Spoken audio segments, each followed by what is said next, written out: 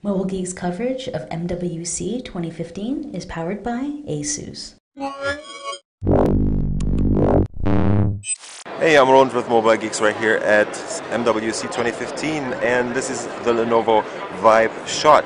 I steered clear of Lenovo's noisy booth to actually show you this pretty good looking and pretty well equipped camera smartphone from Lenovo from China, and it's basically a 5-inch device with an IPS panel and a full HD resolution on here. The brightness seems okay. I'm in a very brightly lit area right here, so contrast is pretty good, and the viewing angles are also very nice on this device. You can almost go to 180 degrees without having the colors go off in this case.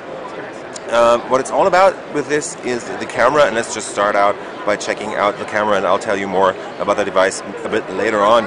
On the front we have an 8 megapixel camera on this device, so you can actually take very nice selfie shots with it. Other than that, we have the brightness sensors and distance sensors too, and we also get the capacitive touch buttons at the bottom, which are they don't seem to be lit, which is kind of sad because this device will probably not be super cheap when it comes to retail.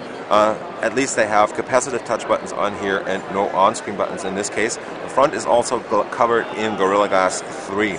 Let's move quickly over to the back to get back to this camera thing I was talking about. So this is a 16 megapixel camera with an optical image stabilization mode in there, and so it's hardware optical image stabilization. Also, you can see there are obviously 3 LED flash with different colors, and they make sure that you will get the best out of your pictures. And I wonder what that tiny part down there is. I haven't been able to find out yet. My guess would be is that it's kind of the laser autofocus that LG has on their phones, but I don't really know actually. I'm sorry about that. Might even be a red light flash in this case. The device takes pretty good pictures. I mean, let's try and just focus between different points right here. So we have a bunch of phones down here, and right now it is in the so-called smart mode, which you can switch up here. And I wonder if I can get it to focus. Yeah.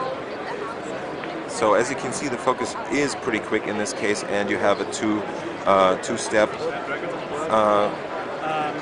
release button up here. And photo taking is also pretty quick. The focus isn't always totally accurate, so I guess that's not a laser autofocus on the back there.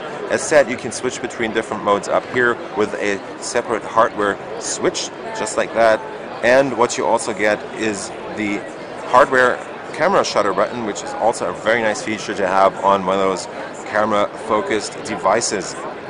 Next to that is your power button right there and the volume marker. The whole thing is in an aluminum frame, which looks very nice indeed. Then we have the 3.5mm headset jack right there, and over to the side, this is probably the SD card slot.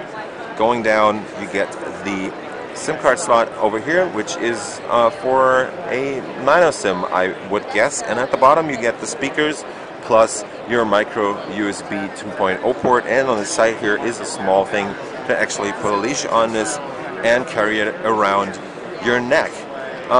Yeah, under the hood we have a Snapdragon 615 in this case. That's the octa-core chip that reaches 1.7 gigahertz in this case, and we have 3 gigs of RAM on board plus 32 gigs of flash storage that can be extended through that micro SD card slot I just showed you by up to 128 gigabytes. So the device, I don't know anything about the price. It definitely looks pretty nice. There already have been some problems on here with the scratches, but this thing is actually just a prototype, I would guess, and it's been to a lot of trade shows, I would presume. Under the hood, not to forget, in this 7.3mm thin device is a 2900 milliamp hour battery that should give you a pretty decent runtime, considering the octa-core SoC in here is actually a mid-range chip. So this has just been a quick look at the Lenovo Vibe Shot at MWC 2015. And if you like what we do on our channel, give us a thumbs up, follow us on Twitter, Facebook and Google+, and we will see you later. Bye bye guys. Mobile Geek's coverage of MWC 2015 is powered by ASUS.